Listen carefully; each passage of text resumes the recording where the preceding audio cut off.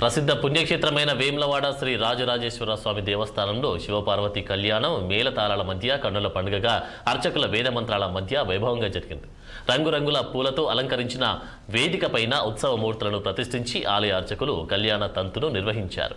స్వామివారికి యజ్ఞోపవీత ధారణ, ఇక జీలకర్ర బెల్లం కన్యాదానం చేసిన అనంతరం ముత్యాల తలంబ్రాలతో మాంగళ్య ధారణ గావించారు.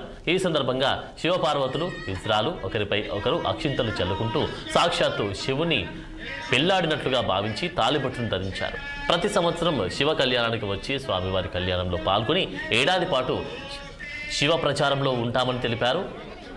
వేములవాడ రాజన్న ఆలయాన్ని అపురూపంగా నిర్మించినట్లు ఆది శ్రీనివాస్ తెలిపారు.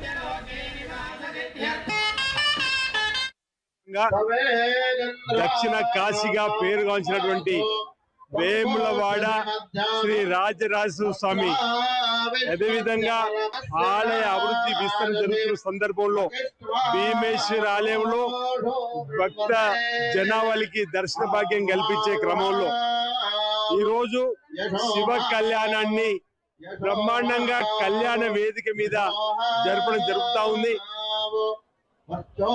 వేలాది మంది భక్తులు ఈ రోజు రాజన్న సన్నిధిలోకి భీమన్న సన్నిధిలోకి తరలి వచ్చి ఈ శివ కళ్యాణ మహోత్సవం